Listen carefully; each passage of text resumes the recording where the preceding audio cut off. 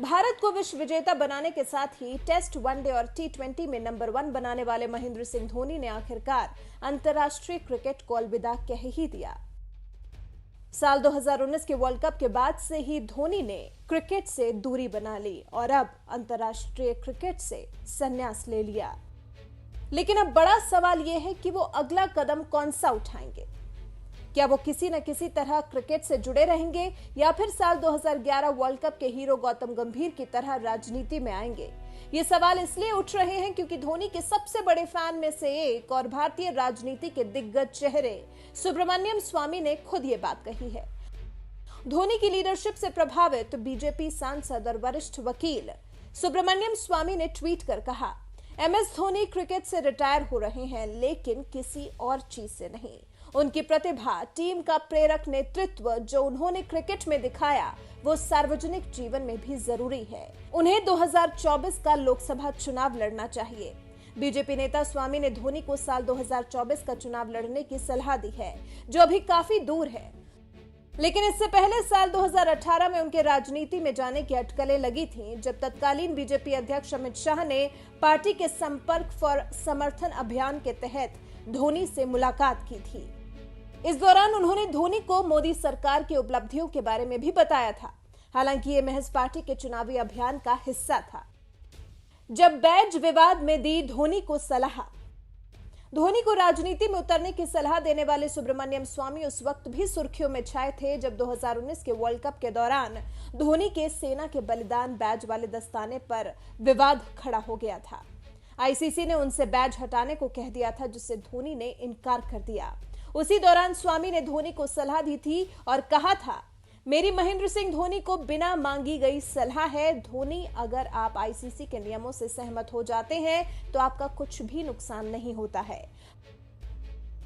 हालांकि ये मायने नहीं रखता है कि ये कितना अनुचित है। इस विवाद को खत्म करो, इसका आपके क्रिकेट से कोई लेना देना नहीं है। इस विवाद को भारत विरोधी ताकतें तूल देना चाहती हैं।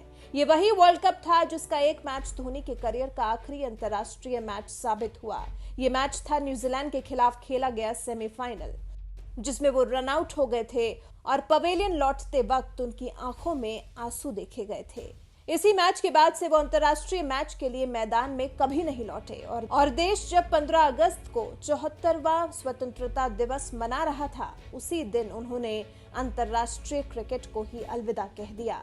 धोनी अब सिर्फ IPL खेलेंगे, वो भी कब तक खेलेंगे ये भी वही जानते हैं, क्योंकि वो अक्सर चौंकाने वाले फैसले लेने के लिए जाने जाते हैं। वो कब IPL से भी दूर हो जाएं, कहा नहीं जा सकता। लेकिन सवाल अभी भी वही है कि क्या धोनी क्रिकेट से दूर होकर राजनीति के करीब जाएंगे? क्या वो स्वामी की सलाह मानकर 2024 का चुनाव लड़ेंगे? क्योंकि इससे पहले धोनी की ही कप्तानी में 2011 का वर्ल्ड कप खेलने वाले गौतम गंभीर ने क्रिकेट पर विराम लगाते ही राजनीतिक पारी शुरू कर दी थी। आज वो दिल्ली से बीजेपी सांसद हैं। वैसे आपको क्या लगता है, धोनी को भी राजनीति में उतर जाना चाहिए? अपनी राय हमें कमेंट कर जरूर बताएं। MS, आप पल दो पल के शायर नहीं, पल दो पल आपकी जवानी नहीं, न पल दो पल आपकी हस्ती है, न पल दो पल आपकी जवानी है। आप पल दो पल के शायर नहीं, आप भी उस पल का हिस्सा थे, आप भी इस पल का हिस्सा है।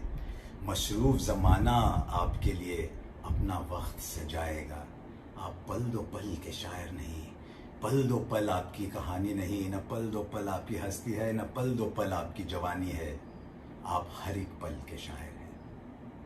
I think Mahendra Singh Dhoni was not only a good batsman or a very successful captain. I think if you look at his overall performance, he was an all-rounder. From a wicket keeper to a batsman, for a very successful captain as well. I think he has contributed a lot towards the Indian cricket. I wish him good luck for his future endeavours.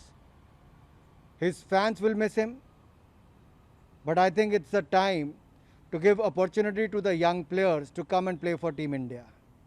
Suresh Raina ने भी आज ही संन्यास लिया है। उन्होंने भी बहुत contribution अपनी ओर से भारतीय क्रिकेट के लिए की है। तो महेंद्र सिंह धोनी और सुरेश रैना दोनों को ही संन्यास लेने पर, और क्रिकेट से संन्यास लिया, हो सकता है अंतर्राष्ट्रीय क्रिकेट से, लेकिन भविष्य में वो कुछ भी करना चाहें उसके लिए मेरी ओर से बहुत सारी शुभकामनाएं। झारखंड के सीएम श्री हेमंत सोरेन ने बीसीसीआई से अपील किया है कि महेंद्र सिंह धोनी का एक फेयरवेल मैच रांची में करवाया जाए, इस पे आपका क्या? बहुत ही अच्छा उनका जो सोच है बहुत ही अच्छा है, और एक बार फिर इस तरह से हम उनको बधाई देना चाहेंगे माननीय मुख्यमंत्री हेमंत सोरेन जी को।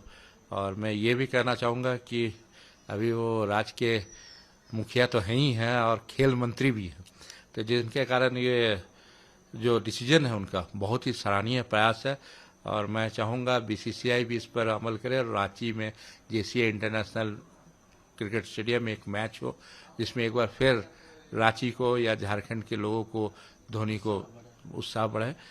और मैं एक बार इसके अतिरिक्त एक बधाई देना चाहूँगा कि पहली बार राज्य के मुखिया और खेल मंत्री श्री हेमंत सोरेन जी राज्य में खेल नीति लागू करने जा रहे हैं, उनके लिए वो बधाई के पात्र हैं।